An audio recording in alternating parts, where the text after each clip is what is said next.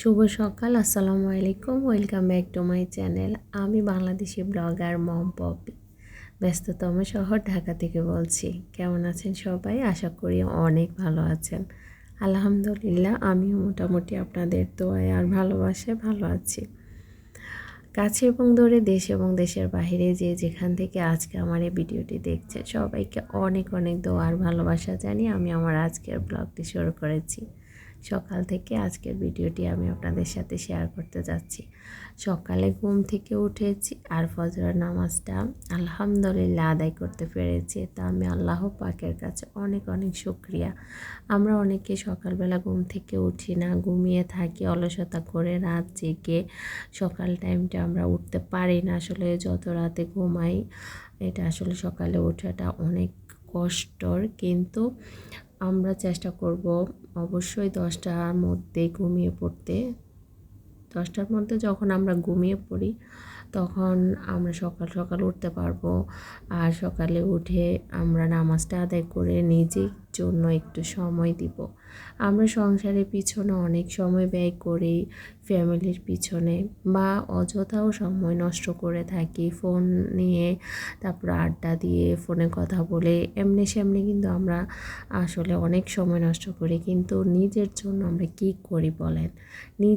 শুধু নিজের জন্য অন্তত যদি আমরা ডেইলি 10 থেকে 15 মিনিট সময় দিতে পারি, তাহলে কিন্তু আমরা নিজেরা সুস্থ থাকতে পারি।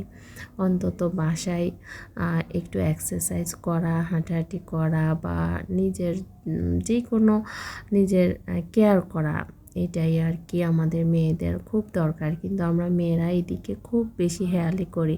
কাজ করতে করতে এমন অবস্থা হয়ে পড়ে, তখন আর ইচ্ছে করে না যে নিজের জন্য কিছু একটা করি।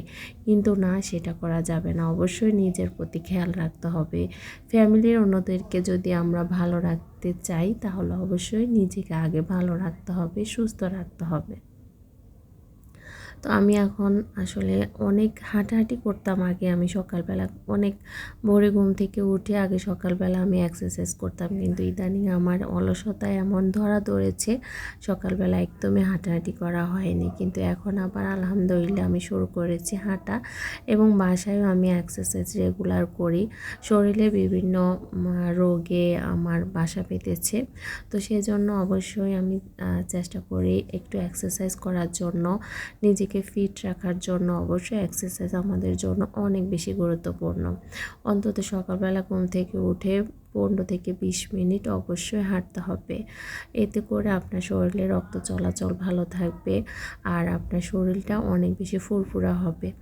অবশ্যই আমরা নিজের জন্য হলেও একটু এই কাজটা অন্তত করব। মেয়েরা আমরা আসলে অল্প বয়সে খুবই অসুস্থ হয়ে পড়ি বিভিন্ন কারণে। আমাদের বেবি হয়, আমরা আসলে মা হয়ে গেলে একটা মেয়ের শরীর থেকে অনেক অনেক কিন্তু শক্তি আপনার ক্ষয় হয়, বা বিভিন্ন প্রবলেম দেখা দেয়। তো এই জন্য আমাদের কিছু রুলস মেনে চলতে হবে। ফ্রেশ খাবার খেতে হবে, হেলদি খাবার খেতে হবে, তাহলে আমাদের শরীরটা ভালো থাকবে।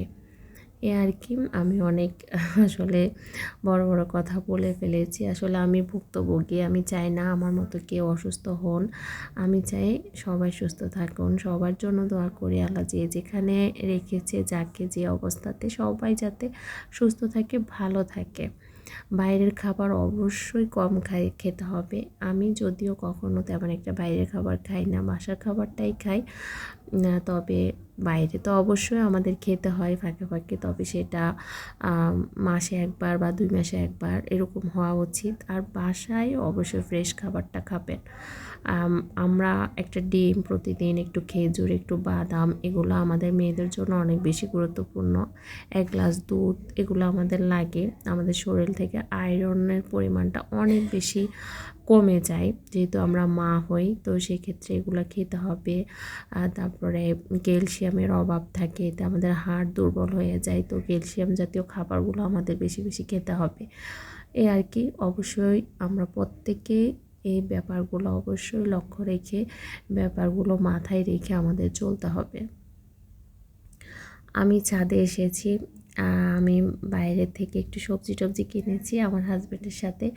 আসলে তেমন একটা আমার বাজারে যাওয়া হয় না, ও আমাকে বাজারে নিতে চায়ও না, বলে যে মেয়েদের বাজারে কি। কিন্তু আমার না সবজি মাছ এগুলো দেখতে এত ভালো লাগে, আজকে সুযোগ পেয়ে ওর সাথে গেলাম। তো মাছ মাংস দেখলাম, কিছু মুরগি কিনেছি, মাছ কিনেছি, তারপর সবজি কিনেছি, কিনে তারপর আমরা বাসায় চলে এসেছি। আমি বাসায় ঢুকিনি, আমি ছাদে চলে গিয়েছি। আমার ছাদ বাগানে এখানে কিছু গাছ লাগিয়েছি, সেগুলো দেখছি। তো মাশাআল্লাহ অনেক সুন্দর টমেটো বের হয়েছে। আসলে তেমন বেশি না, কিন্তু যা হয়েছে আমার কাছে এত ভালো লাগে দেখলে। আর এখানে দেখেন কি সুন্দর মরিচ বের হয়েছে, 4-5টা মরিচ গাছ, সবগুলো মরিচে গাছেই ভালোই মরিচ ধরেছে।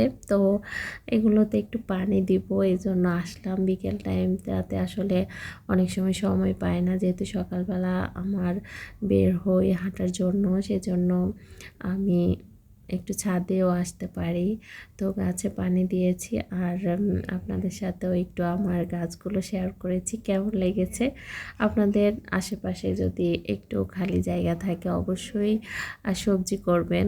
আমি এখন সুযোগ পেয়েছি ছাদে সবজি করার জন্য, তো একটু করলাম। আসলে তেমন স্পেস দেওয়া হয় না, ওখানে বাচ্চারা খেলাধুলা করে, তো আমাকে অল্প একটু জায়গা দিয়েছে যে এখানে আপনি করেন। তো আমি এটুকের মধ্যে যা পেরেছি আর কি করেছি। যাই হোক, যতটুকু হয়েছে খুবই ভালো লেগেছে আমার কাছে আর কি। ভালো লাগে সব সময় আর সবজি করতে, কিন্তু আমি আসলে তেমন একটা মানে স্পেস পাইনি এতদিন।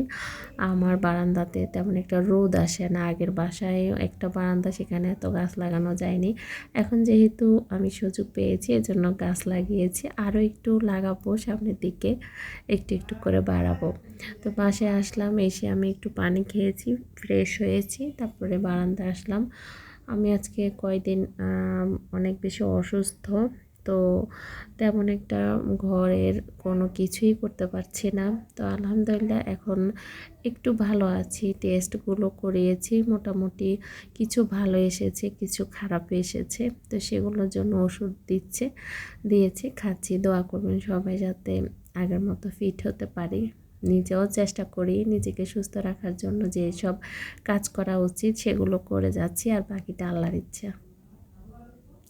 বারান্দাটা এত নোংরা হয়েছে, আমি প্রতিদিন 1-2 বার ঝাড়ু দিই বা মুছি, কিন্তু এই কদিন আর কিছুই করা হয়নি। আজকে ভাবলাম যে বারান্দাটা একদম ক্লিন করে ফেলি। আর এর একটা আমার কিচেনে ছিল, তো কিচেন থেকে বের করে ফেলেছি। আমি কিচেনে ক্যাবিনেট করেছি, ইনশাআল্লাহ আপনাদের সাথে সেটা শেয়ার করব। তো এগুলো বের করে ফেলেছি, এগুলো ক্লিন করেছি, এগুলো আমি স্টোর রুমে রেখে দিব। তো ভাবলাম সকাল সকাল রান্নাটাও সেরে ফেলি। আয়ানের পাপা খাবার নেবে, লাঞ্চ নেবে, তো তাড়াহুড়া করে আমি আগে রান্নাটা শেষ করব। তো এর মধ্যে আমি তরকারি কেটে তারপরে লাউ দিয়ে মাছের মাথা রান্না করেছি। আর এখানে আমি আমার মজার একটা রান্না করছি, মানে ভাজি। এটা হচ্ছে লাউর চামড়া ভাজি করব। এটা আমার খুব ফেভারিট একটা খাবার, আপনাদের কাছে অবশ্যই ভালো লাগবে। যারা কখনো খাননি আজকে আমার রেসিপিটা দেখে করবেন, আমি বলবো অনেক মজা হবে। এখানে দেখতে পাচ্ছেন আমি তেল দিয়েছি, পেঁয়াজ আর কাঁচামরিচ দিয়ে একটু নেড়ে ছেড়ে তারপরে হলুদের গুঁড়ো দিয়ে এখন আমি কেটে রাখা লাউর চামড়া, আর সাথে আমি একটু চিকন করে আলু কেটে নিয়েছি, সেগুলোকে আমি ধুয়ে পানি ঝরিয়ে এখন দিয়ে দিয়েছি। আর এখন আমি স্বাদ মতো লবণ অ্যাড করে নিচ্ছি, এগুলোকে এখন ভালো মতো নেড়ে ছেড়ে মিক্সড করে নিচ্ছি। এর মধ্যে আমি হলুদের গুঁড়োটা একটু বেশি দিয়েছি, কারণ সবুজ, তো সবুজের মধ্যে হলুদটা একটু বেশি দিলে কালারটা ভালো আসে, তেমন না, মানে একটু লাইট কালারটা হবে। আর এখন দিয়ে দিব জিরার গুঁড়া। এই ভাজিটার মধ্যে জিরার গুঁড়াটা একদম মাস্ট বি দিবেন, তাহলে অনেক মজা হবে খেতে। আপনারা খেয়ে দেখবেন, একবার অবশ্যই ভাজি করবেন যারা কোনো দিন এই ভাজিটা করেননি। তো আমি জিরের গুঁড়ো দিয়ে আবারও নেড়ে ছেড়ে ভালো মতো মিক্সড করে তারপর ঢাকনা দিয়ে আমি কিছুক্ষণ সিদ্ধ করার জন্য রেখে দিব। 5 মিনিট আমি সিদ্ধ করব। এর মধ্যে কিন্তু তেল উঠে গেলে তারপর আমি ভাজিটা নামিয়ে ফেলবো। তো আমি 5 মিনিট পর ফিরে আসলাম, আমার ভাজিটা অলরেডি হয়ে গেছে। এখন আমি নেড়ে ছেড়ে নামিয়ে নিচ্ছি। অবশ্যই জিরাটা দিবেন, এতে করে টেস্টটা অনেক দ্বিগুণ হবে। আর অনেকে জিরা গুঁড়া খেতে চান না, তারা চাইলে স্কিপ করতে পারেন। তো আমি এখন একটা সার্ভিং ডিশে আমি আমার ভাজিটা বেড়ে নিচ্ছি, আর সাথে আমি একটু পেঁয়াজ কলি ছিল এটা দিয়েছি। খেতে ভালো লাগে, আপনারা চাইলে সেটাও স্কিপ করতে পারেন। আমার কাছে ছিল এই জন্য আমি সেটা দিয়েছি।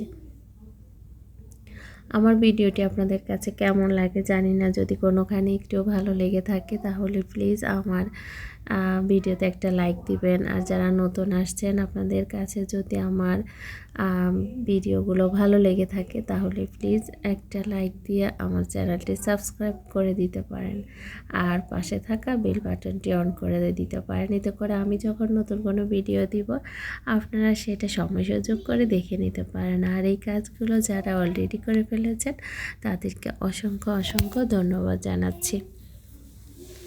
এই তো দেখতে পাচ্ছেন কালারটা সেই সুন্দর এসেছে, আর খেতেও মাশাআল্লাহ অনেক মজা হয়েছে। আর এখানে আমি মাছ বোনা করে নিচ্ছি, সেটা আর আপনাদের সাথে শেয়ার করে নিই। তো মাছটা প্রায় হয়ে এসেছে, আমি এখন উপর থেকে একটু কাঁচামরিচ দিয়ে ঢাকনা দিয়ে কিছুক্ষণ রেখে দিব।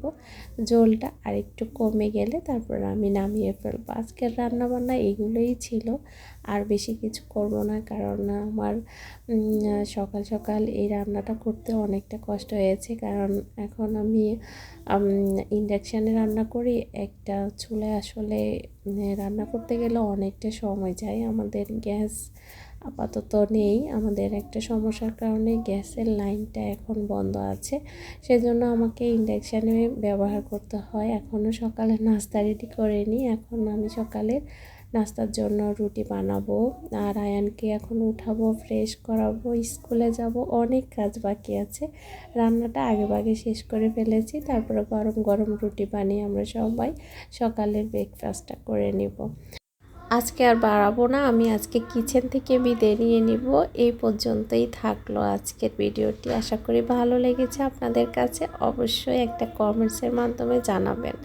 সবার সুস্বাস্থ্য কামনা করে আমি বিদায় নিয়ে নিচ্ছি। আসসালামু আলাইকুম, আল্লাহ হাফেজ।